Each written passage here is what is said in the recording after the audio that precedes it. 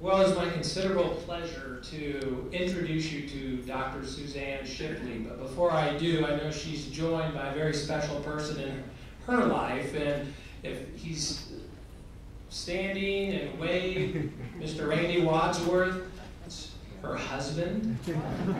So I think probably due to the weather, it's nice, especially to have some company while you're going through the challenges. That's right. Well, Dr. Shipley is president of Shepherd University, which is in West Virginia. She's been in that position since 2007. Shepherd University is a COPLAC institution like Midwestern. She is also president of COPLAC. Dr. Shipley was born and raised in the Texas Panhandle. She got her bachelor's degree and her master's degree from Texas Tech University and her doctorate from the University of Texas at Austin.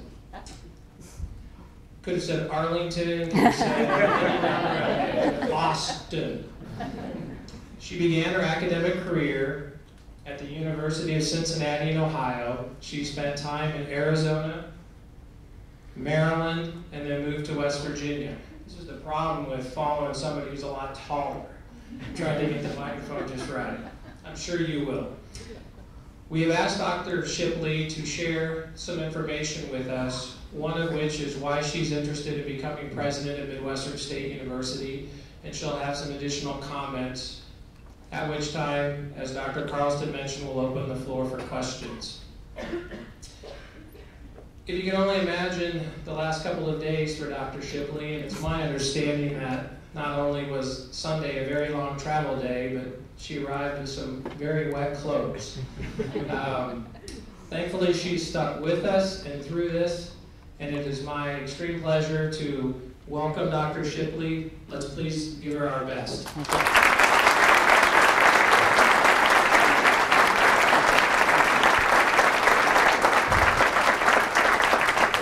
Well, before I present my very brief opening remarks, I would like to say that the 5 to 6 people I met until now have been very friendly and welcoming and kind, and have left me with an excellent impression of Midwestern State University. So we're just doing this all at once. It's great to be here. The question that's been at the front of everyone's mind is, why am I interested in this position? And that each of the candidates would like to address that.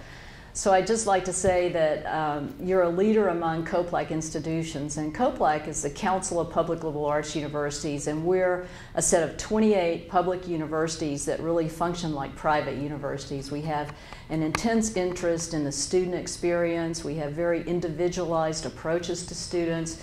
We have a great basis in the liberal arts that we top off with fantastic professional programs or further degrees in the liberal arts or graduate degrees. And I've just seen you as a leader in the liberal arts for a while, and I've tracked you since I'm from Texas, and I was just very surprised to see that you were looking for a president about the time I was thinking it'd be a great time to get home to Texas. So the professional and the private are combining at a time when I'm very excited about this opportunity. What's particularly appealing, since you live here, you may not know how Midwestern differs from some other institutions like you. And Midwestern State has a really broad range of academic programs.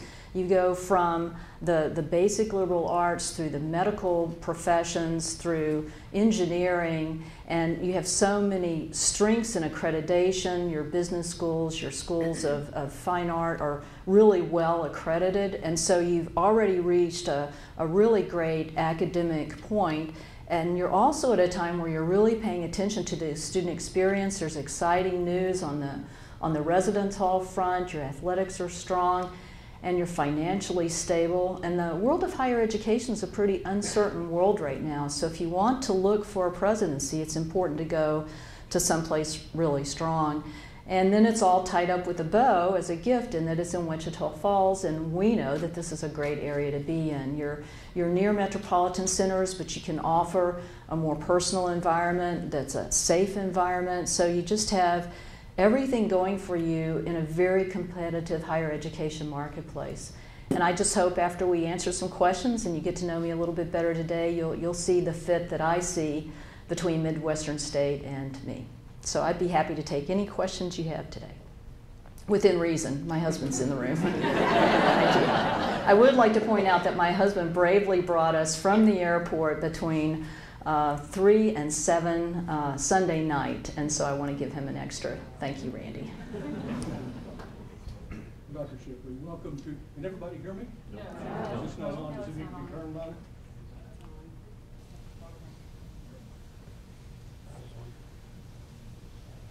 No, that's on. It's the mic. How's that? No?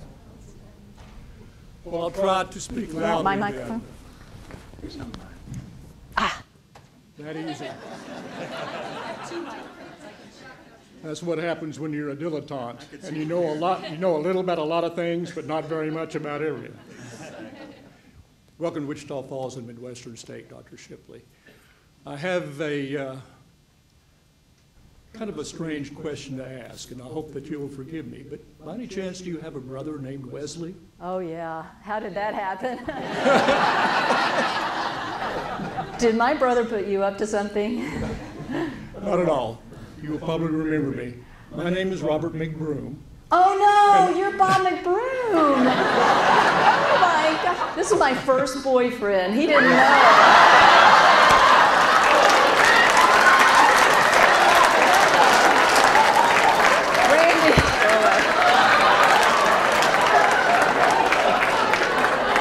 Yes, I'm afraid it's you. I'm so glad to see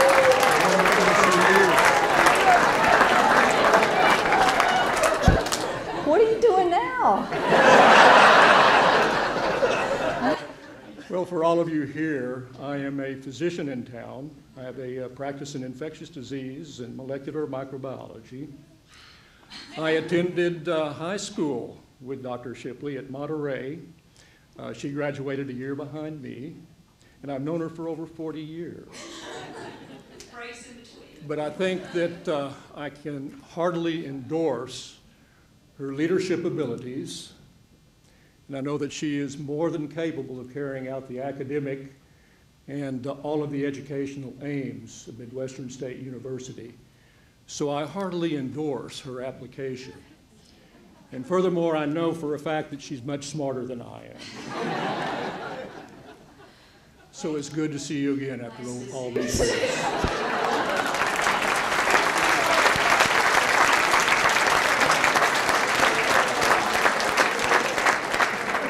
I can't wait to tell Wes that you were here.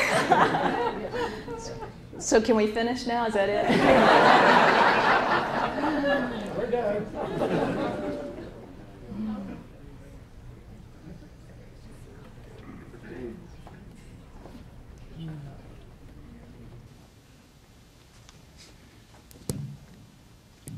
Dr. Shipley, welcome to Midwestern State University.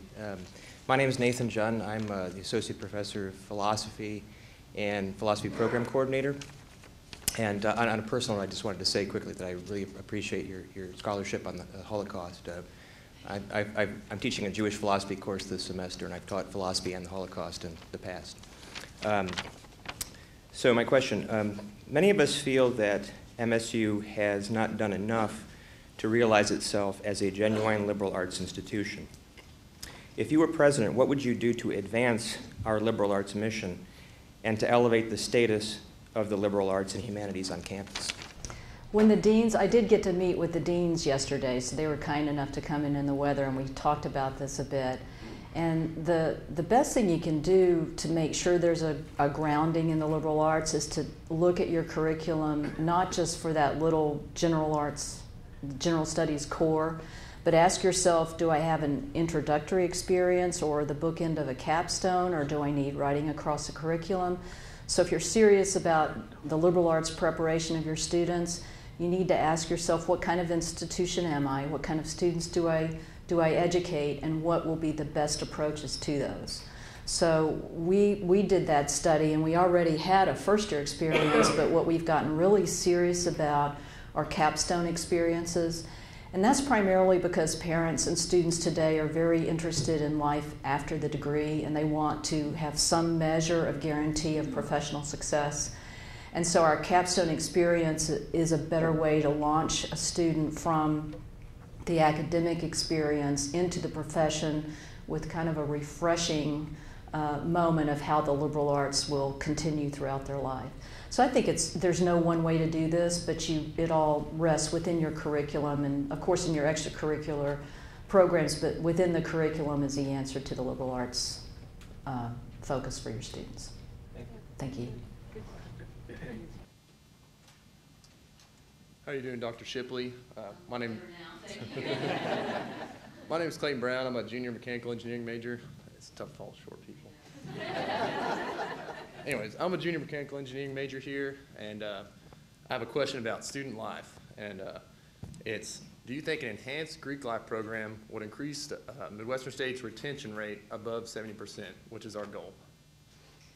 He's asking about how Greek life might play a part in keeping students here. So we talk about retention rates across the country. 70% is a pretty good number, but what that basically means is you're losing about a third of your students every year, and in today's market it's really hard to go find that third of students to replace the students you're losing, so you're better off having programs and connections to students that cause them to stay at the institution where they start. Greek life is definitely a component of that. Athletics is a component of that. Student programming is a component. Strong academic advising, good relationships with faculty. And so all of those pieces of the pie work together, and just like the liberal arts answer, it depends on the identity of your institution and the desires of your student body to determine at any one point in time which direction to go. So I've read about the interest in Greek housing or better placement for Greek life, and if that's a really strong interest in today's student body at Midwestern State, then Student Affairs can look at the programming and see how they can respond to that interest. So you're right, a lot of times you meet alumni and it's that Greek piece they remember, or the athletic piece they remember, or the classroom teacher. So anything you can do to keep students here, but also to have them leave with a real connection is terrific. But thanks for your question. Thank you. Sure.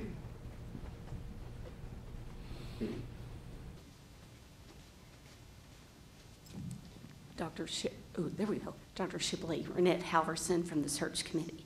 We had the opportunity to share with us at the previous interview about your leadership style and what you would do here if you were our president, how you would approach the first year or so. I think the group could appreciate hearing that, if you would share that with us. Sure. So they ask about the leadership style in the first year, and so generally what you need to do when you go someplace new is you really need to listen and watch and pay attention to the differences and be open to the fact that you're someplace new and different and you can't just do what you've always done before.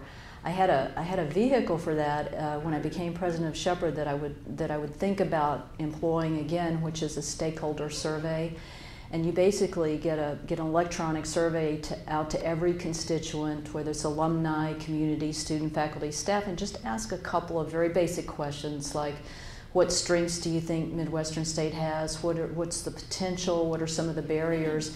And you just collect people's opinions, and it's amazing how patterns emerge of people's hopefulness for the university or sense of direction for the university. And you may have already been asked a million times, but it doesn't hurt to ask again, and then you pull all those together and think about it, and by the end of the first 6 months or so, that gives the new president a platform to come back out to the different constituents and talk about those results and try to ask a little more detail about those results. At the same time you're gathering those broad opinions about the future direction of the institution, you're looking at staff and faculty and getting to know everyone and having them get to know you, because you know that only the basis of trust will allow you to move forward. So you're trying to build trust in your leadership and awareness of who you are, because you're definitely going to be different from the previous president, particularly a long-standing president. So it's going to take a little while for people to realize it's not the same decision or the same person making the decision, because it's been that way for a while.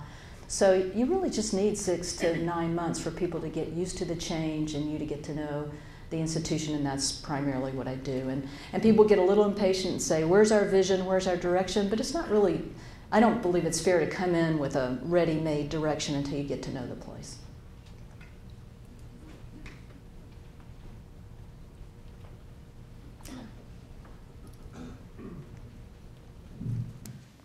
Hi, I'm Tiernan Harris. I'm a political science senior here at Midwestern State. And my question for you is, how do you plan on maintaining and enhancing further research or individual research within the university? Because I know that within the past couple of years, Midwestern has done a lot to implement new research, and I was just wondering where you stood on how you would approach furthering and enhancing the new programs.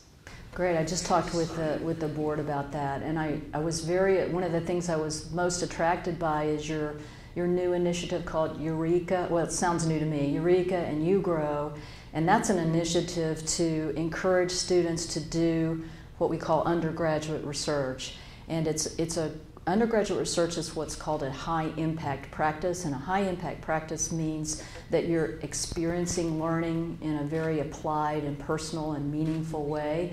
And those practices are expensive. They take time, they take effort, they take energy, they take resources. You need the right labs, you need the right guidance, you need to travel to conferences to present your research. So there's an investment that you need to make to do that. But that is a level of excellence that propels you past other institutions, and when students are involved in that sort of research and get to present it, they're better positioned for the workplace. They gain confidence, they gain oral speaking skills, presentation skills, they learn to think in a new way and interface with data or other things that are going to be really important in the profession. So I've been very excited about that.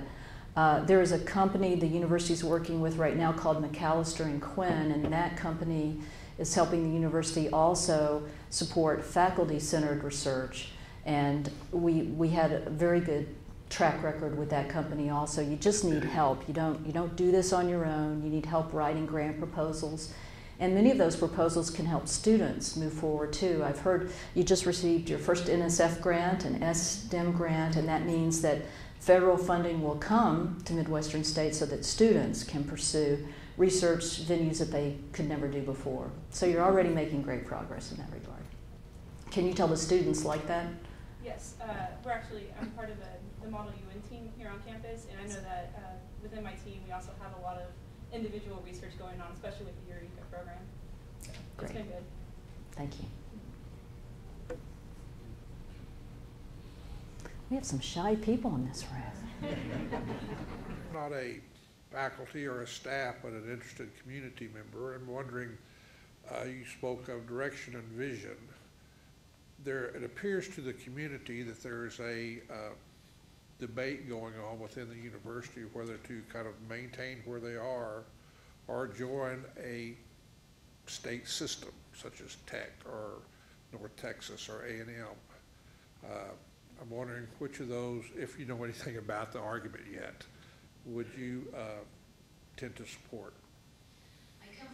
I come from an institution that has its independent board of regents and is not aligned with any sort of state system, and that's what attracted me to this position. I think independence allows an institution to really have the freedom to create an identity that fits the institution without pressure from other powers. So in my opinion, maintaining Midwestern State's independence as long as possible is helpful, because you end up being put under the guise of another identity. You can lose your individual identity. Sometimes you can gain from the wealth of a system, but what has attracted me to this position is that it is not part of a system, but it's freestanding with its own separate with its own separate board.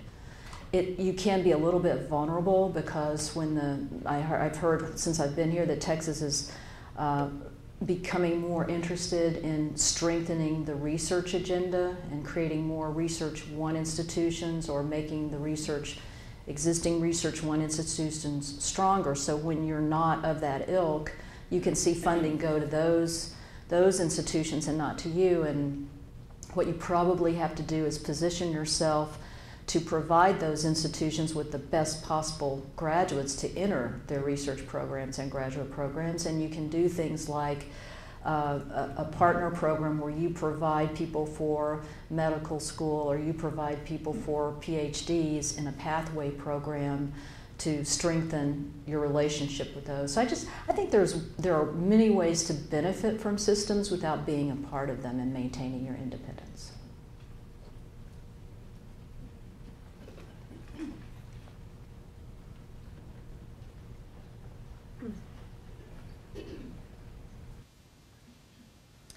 Hi, Dr. Shipley. I'm Linda Veazey from the Political Science Department, a professor of political science here. And before coming here, when I was undergraduate, I went to a co-block school, University of Montevallo in Alabama, and I'm familiar with Shepherd University as well. And so I wondered if you could just talk a little bit more about what you did at Shepherd to be more part of the co-block mission and what you see here at Midwestern that you would do to really enhance our relationship with co-block and our mission as a co-block school.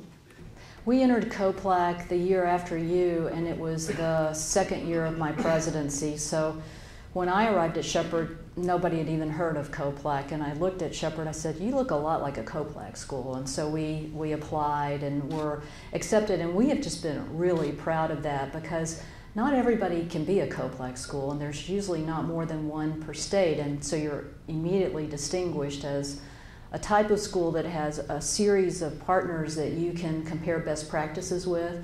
I think the most important thing we've gained from COPLAC is that there are COPLAC schools doing things that we haven't done yet, but they have the same sort of resources, same sort of identity, same sort of environment, and we can see how they've accomplished those things, or we can partner with them to achieve new things. I think that Midwestern State could get a little more active in COPLAC in ways like always having good attendance at the winter meeting and the summer meetings, which you have had some attendance, but also perhaps hosting a COPLAC meeting if you haven't yet. It's a really good idea to bring people from across the country to your campus and show off how wonderful you are. And we were lucky to do that at Shepherd a couple of years ago, and I think there's some people here who have been on our campus. We focused on the fine arts because we had 2 new fine arts buildings, and we have a very strong contemporary art and theater mission. And so you can just pick what you've done really well that COPLAC wants to know about and bring people in from across the country, and it gets your name out nationally a lot. So part of why I'm here is that you're COPLAC. I'm president of COPLAC right now, and I don't intend to step out, so it would be a little interesting to be president of 2 different COPLAC institutions in one presidency.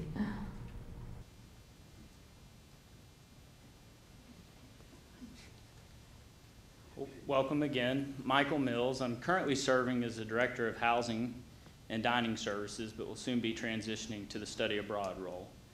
And it's a little bit interesting because I'm from Wichita Falls, and I came to Midwestern on a tennis scholarship. And so I guess I'm curious from the outside perspective, what do you see as the main strengths and challenges that this university is going to face in the coming years?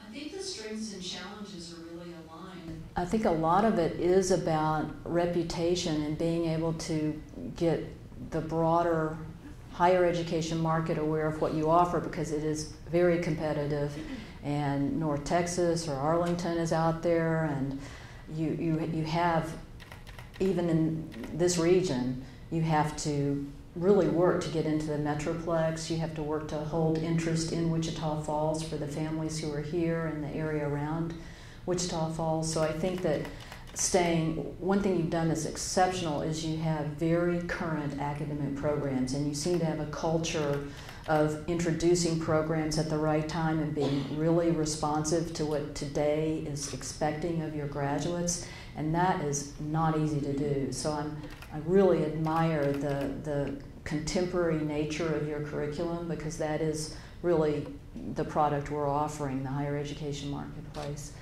And so I would just try to stay with that and stay current, and I think I would be the spokesperson for your mission, for your identity, and protect that identity and reflect what you consider important in your identity, and keep doing that. Keep raising funds the way Jesse has, and work with the legislature in a convincing way. There's a lot of work to do to keep the state supporting public higher education, any state.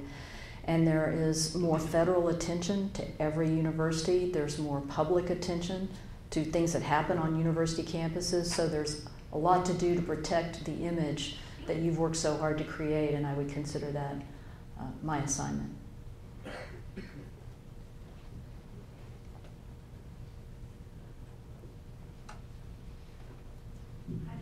Shipley. I'm Jane Carnes, and I'm a former regent on the board here at MSU. Speaking of fundraising, I was certainly aware of how important it is to get outside funding in order to maintain our beautiful campus and to do the things that we would like to do and don't get funding for. We have a very generous community, and Dr. Rogers has done a wonderful job, and so it is of utmost importance that we have someone that is interested in fundraising, and I was just wondering, do you consider yourself a good fundraiser? My record can't compare to Dr. Rogers, but I am a good fundraiser, but he has had a very generous community to work with and has done so very successfully. I learned kind of the ropes in fundraising at the University of Cincinnati because it was a city private university before it became a public university. So as I grew up there as assistant, associate, and full professor, fundraising was just done by everybody at every level. So every position I've had since then has involved fundraising. So I have a pretty long track record as an honors director and a dean and a vice president at fundraising. I spent 6 years at a private university too, and fundraising is very important there.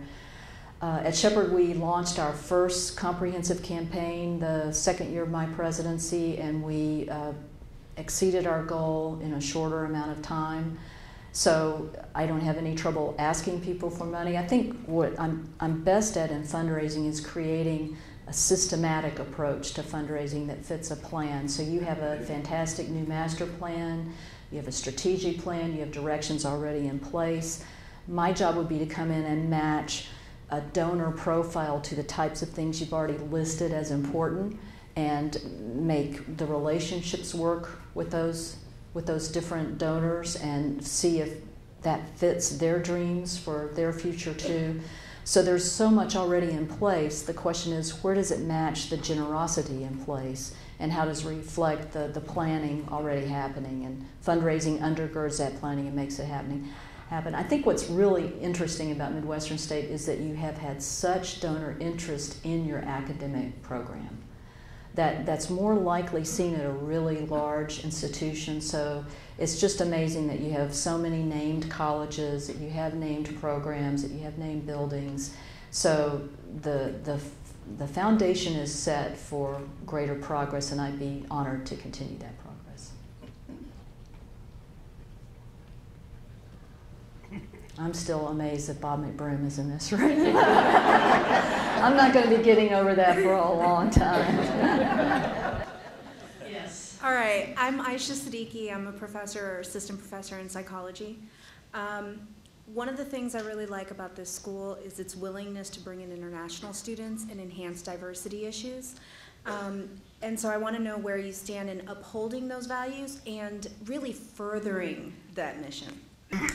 I was a foreign student myself. I've spent 5 years living in Germany, and I studied at 3 different German universities and took a group of students to Germany to study business in Hamburg. And so naturally, I feel very strongly about it. And it's wonderful that you have a basis for that already. You have a strong contingent of international students. And, you know, not everybody can go abroad, but part of a strong liberal arts education is understanding difference and dealing with things that seem foreign to you, or managing and navigating diversity. And so I'm just so happy to see that diversity already exists on this campus, and I would do everything I could to protect that.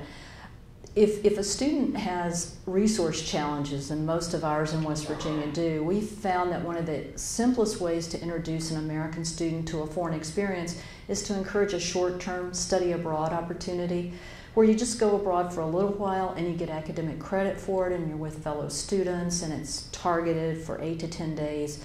So you avoid being homesick, you make the travel simpler, and you're just diving a little bit into a foreign culture, so it's not intimidating, and it's generally pretty affordable when you add course credit to it. So you can do long-term study abroad and stay longer, or you can get to know somebody from a foreign country already here, or you can get to know somebody who just thinks differently than you, and that's diversity too, and you stay open to some new opinions and rethink your own, and that's part of the growth that you find at a campus. Thank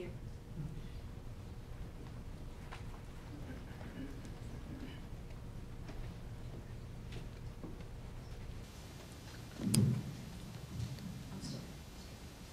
Mark Ferris, professor of mathematics. You would be moving from a school that's about 2/3 of our size, that has a budget that's about half of ours. What kind of steps would you be taking to adjust to the difference in size without losing track of what it's like down in the trenches with the faculty and the students?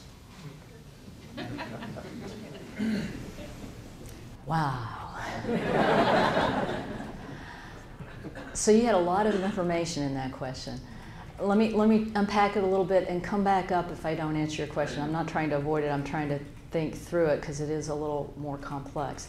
We are about 2/3 your size. When I arrived there, the thing we struggled with most was because we have such little state funding and West Virginia is such a difficult state to navigate financially, that we had really not invested enough in full-time faculty.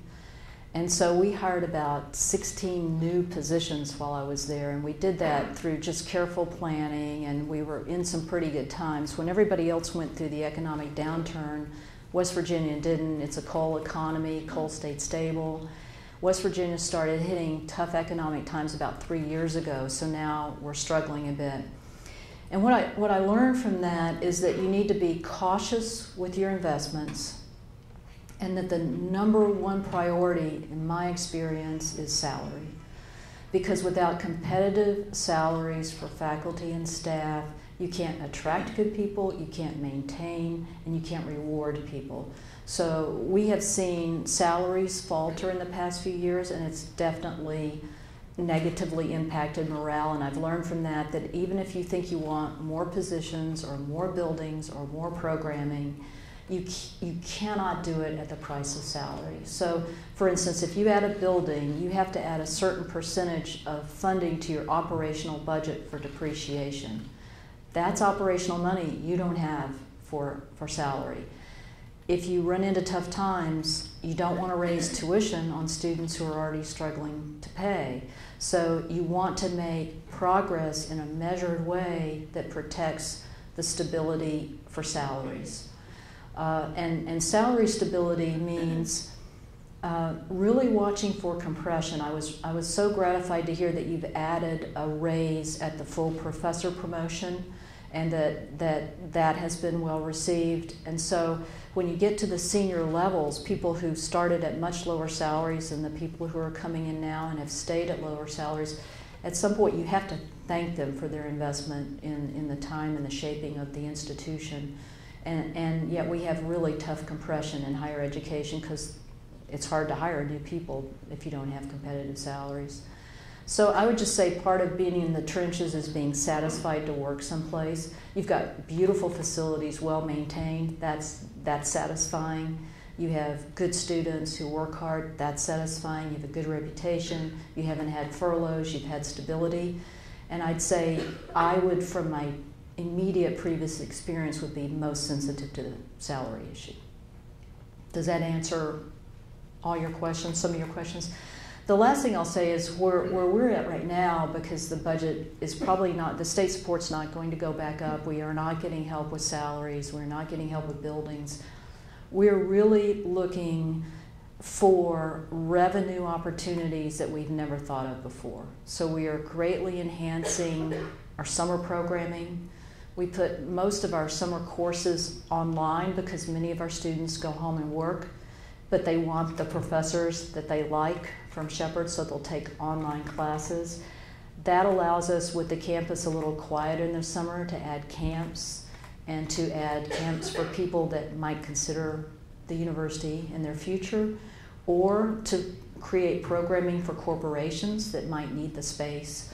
So we're really trying to look at revenue models. We spent a lot of time looking at auxiliaries. Auxiliaries are things like your dining hall, your residence hall, your bookstore. And so there's a business side to higher ed that can maximize your profits, so you have to be very careful with costs, and you've probably already done all the work on costs, and we have too, so now we have to look at more profitability. I think one of the things I'm proudest of is I opened an adult learning center in an urban, semi-urban environment. So we have a town near us on an interstate with lots of community colleges around, and we have a lot of people who never graduated from college who have part of a degree.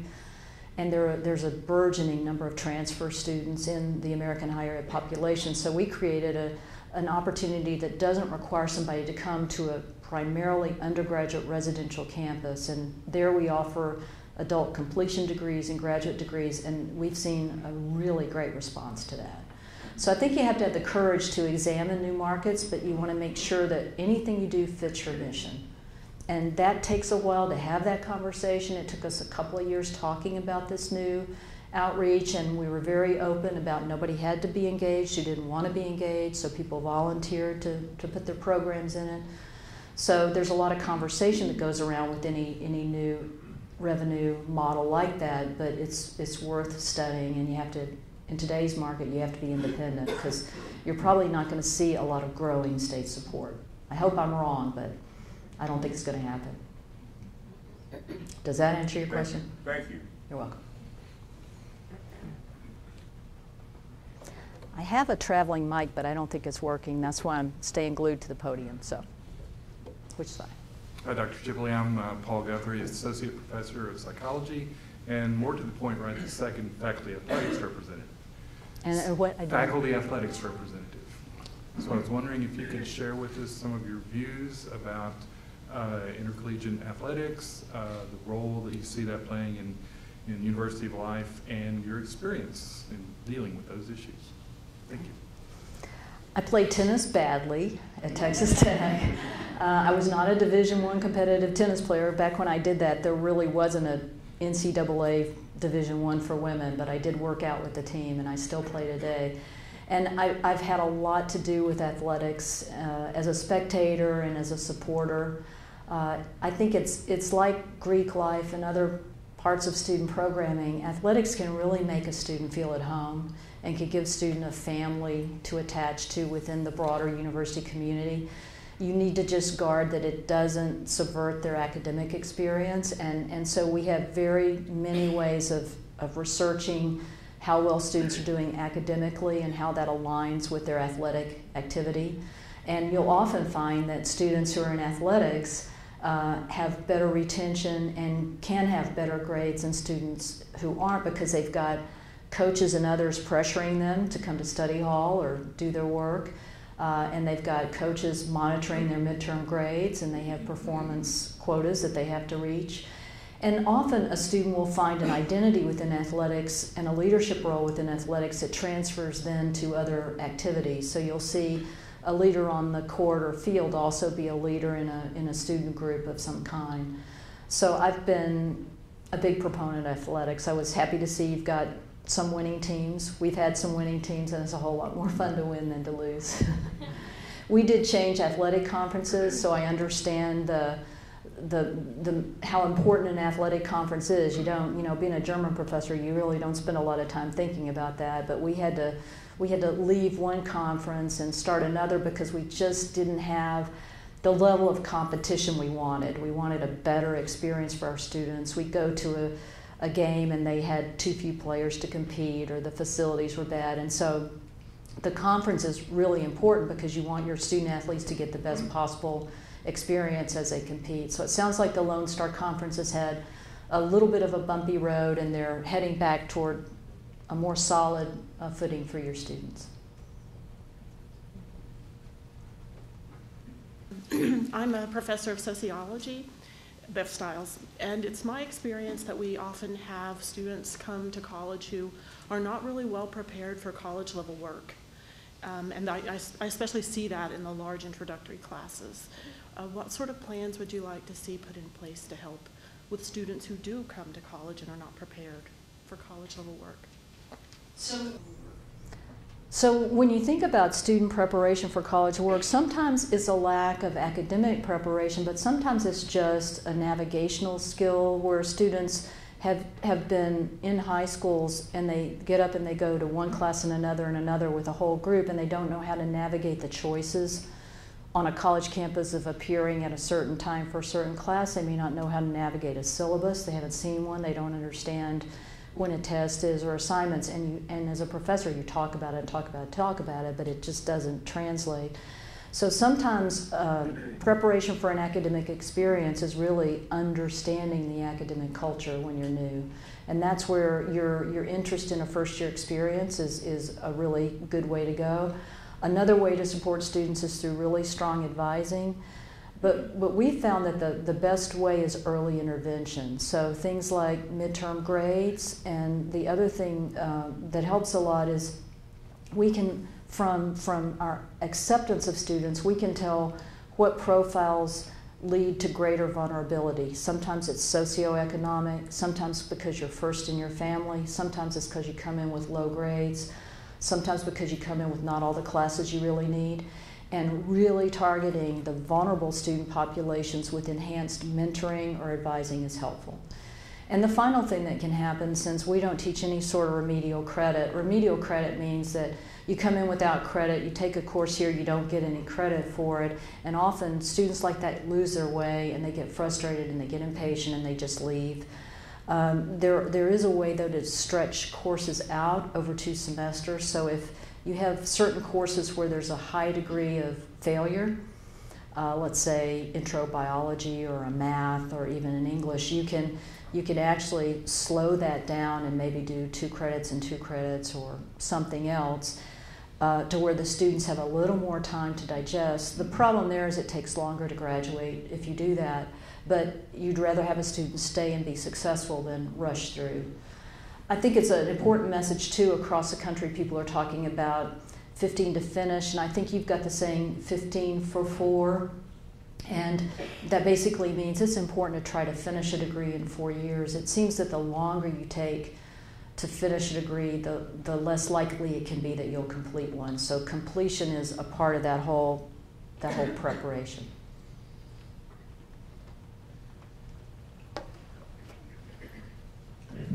How are you, Shipley? Good. I'm a criminal justice major. My question for you kind of goes back to what you were just saying about completion. We have a lot of students, myself included, that are older, 26, and they can't afford school very much after a while, lack of scholarships and so forth. So what will you do, what plans do you perceive for the future that would enable older students to be able to complete and still afford schooling? Well, I think different age levels might learn in different ways. So, for instance, a lot of universities offer online courses, and online courses require a lot of independence to really make it from the beginning to the end, and you're all alone. So the main response I would have is just that if you're wanting to work, for instance, the ability to have different venues to take your courses. And it sounds like there are already a number of online courses and maybe even online programs available here, and many of those are given for the reason that as you get older, you're more likely to be place-bound. You have family responsibilities, you have economic responsibilities, you might have taken on more debt.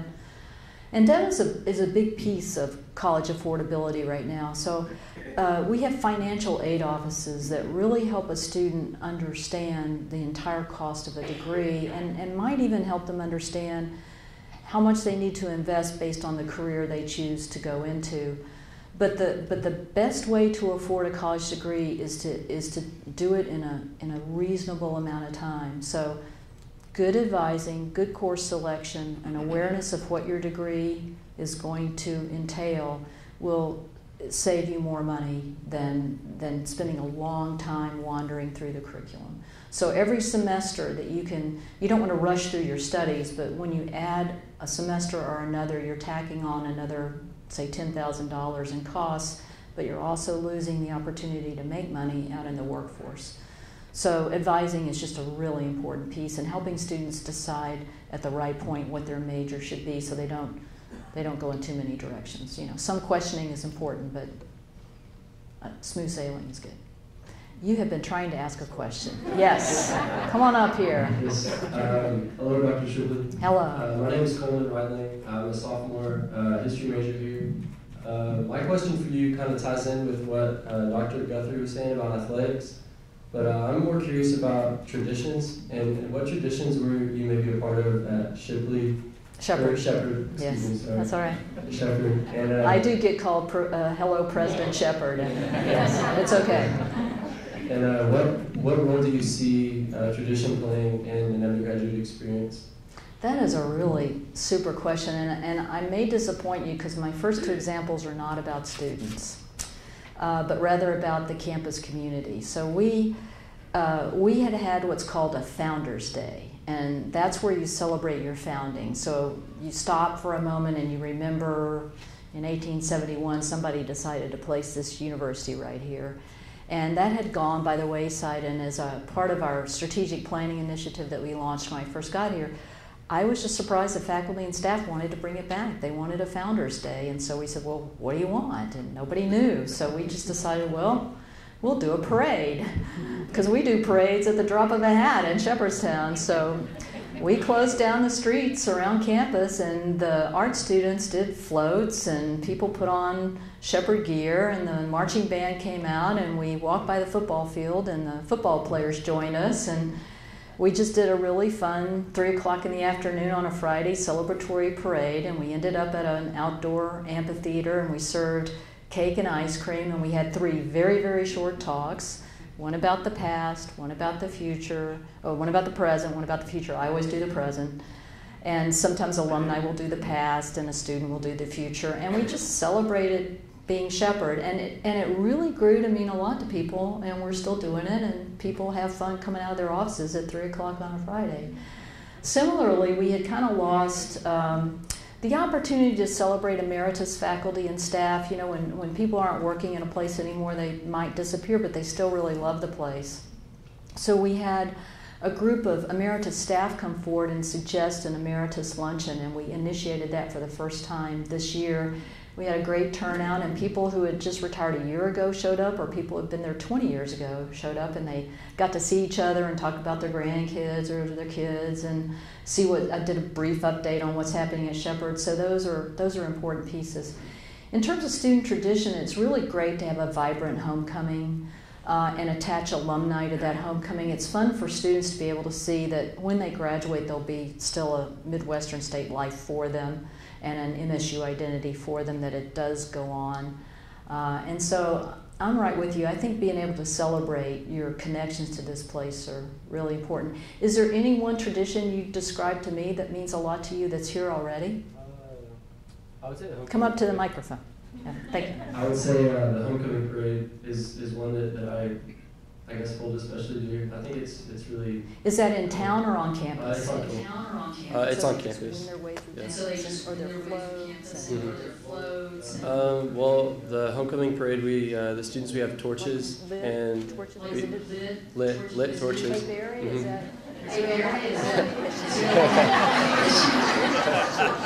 Lit torches. Okay. Yes. So we have these lit torches, and we march around campus. And then it all kind of spills into this big bonfire. So that's the tradition of it. Yes, yeah. Is this at night? Yes, and the fire department is there too. So I'm not going to ask you if there's drinking involved. I'm not going to go there. Great, so you don't burn the floats. That sounds fun. That sounds fun. Good. Do you have another tradition we could talk about? That's enough. That's good. Thank you. We don't do torches, but that's a really good idea. Hello. Hello. I'm Meredith Ayers, and I'm a junior business management major with a life passion of ballet. And I've noticed that the engineering program actually expanded to having the petroleum certification, and they actually added classrooms and labs as well. And my ballet passion kind of drives me everywhere. So I've noticed that we have art and music and theater and all that kind of thing, but we don't have ballet. Do you think that there's any spot or opportunity to pull in ballet to the fine arts program here at Midwestern? I was really working hard to figure out how geosciences and ballet were going to connect. I kind of think I've got, well, I found it really interesting that, of course, anything is possible.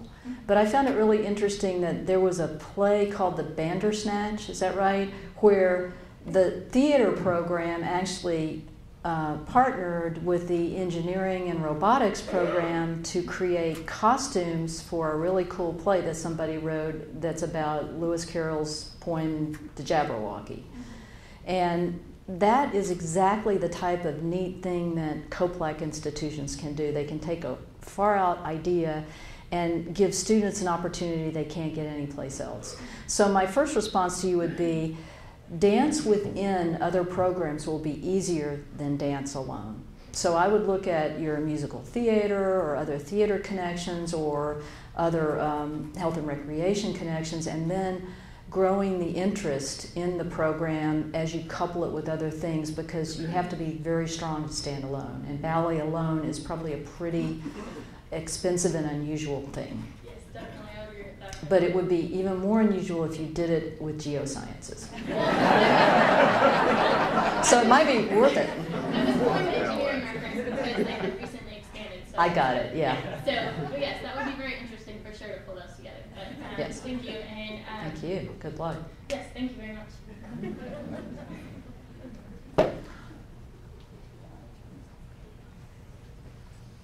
I would like to point out there are cookies at the back when we're done. Yes. Hello there. Hello. My name is Pam Pidgeot, and I'm the director of the Counseling Center here on campus. And I looked at your website and looked at the Counseling Center website on your campus, and I noticed you all offer quite an array of services, much like we do here on our campus. And I wondered if you could address any importance that you see in providing counseling services in order to aid in retention, in order to help students achieve what they're ultimately here for, which is to get their education. And counseling is at the heart of what we do. I mean, you just need counseling today on university campuses.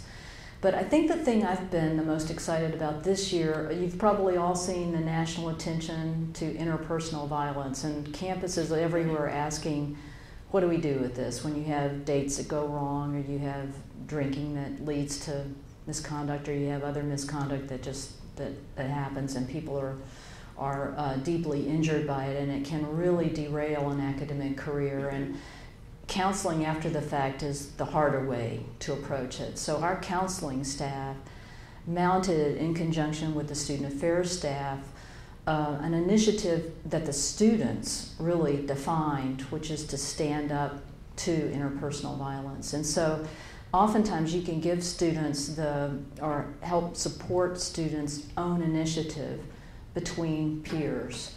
And so having peers talk about something that's secret or ugly or difficult and get it out in the open and decide what you want to do about it as a culture is very effective. So we're having very open discussions around interpersonal violence and across the board really facing the fact that it's become such a difficult subject, and talking about how if you see one of your friends going off with someone you don't know, what should you do about it? Or if you see somebody treating something wrong, what should you say about it? And it's just really interesting to see the empowerment of students around that type of initiative, and counseling did it all. And it takes people who are aware of the developmental stages of growing to help the rest of us who are in academic fields or staff positions support students during this transition time in their lives.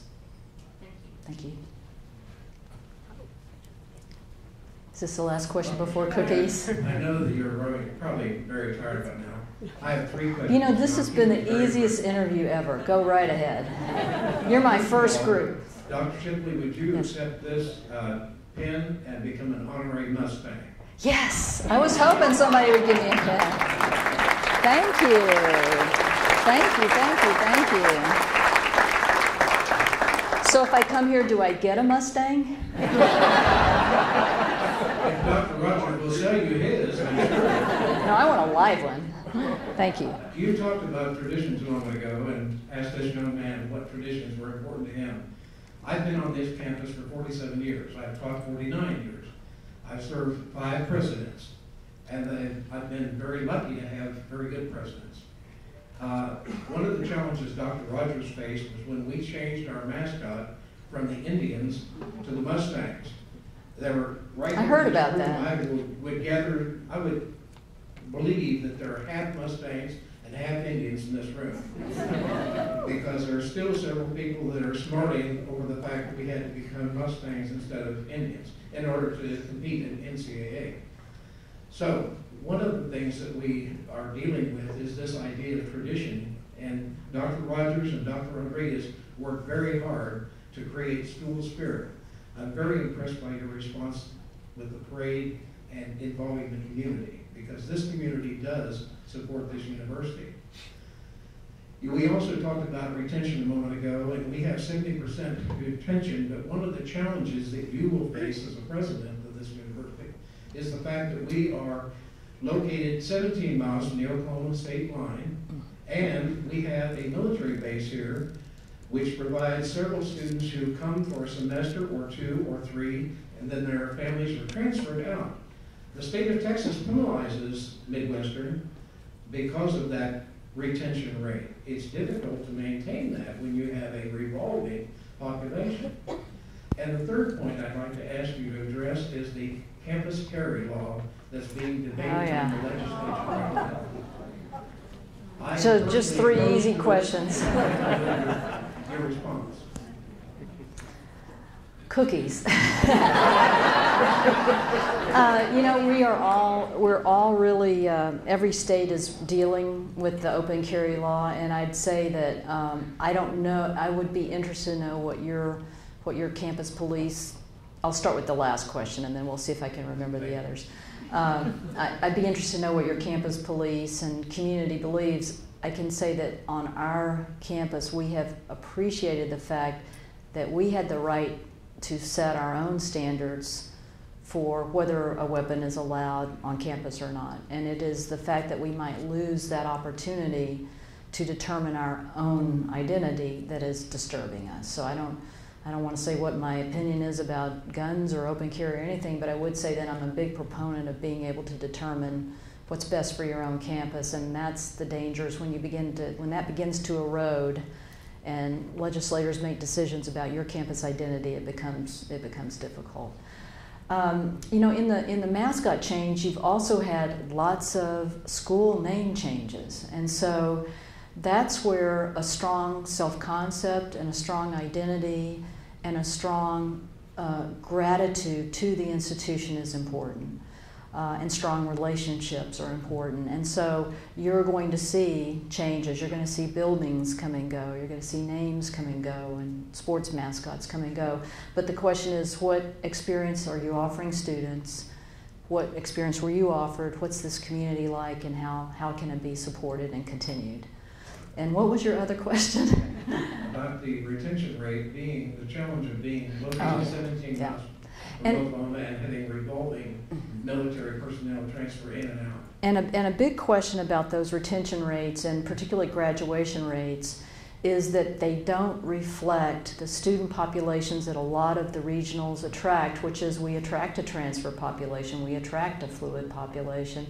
And so there are efforts in place to track people from the beginning of their degree to the end. So for instance, Texas could decide to track a student from their first enrollment in Texas to their last enrollment in Texas and create a reward system based on that.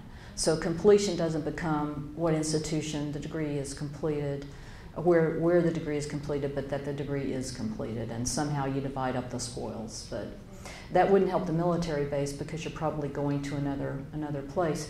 Online programs are a pretty good way to continue to serve a population that moves around a lot. And many people like an online program where they know the professor or they know the department. So my suggestion would be to get people hooked into Midwestern State who are at the Air Force Base, and as they transfer, if they're in the right field, continue to provide them with educational opportunities, no credit loss, no transfer problem online. But that would just depend on what you've decided to do with online based on a major. Thank you.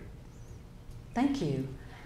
Am I done? Well, let me just say thank you all for coming out today. I know it was a sacrifice to traverse these roads, but especially Bob, happy to see you. I want to see you before the cookies, and thank you all for being here. I do feel like I've come home. Thank you.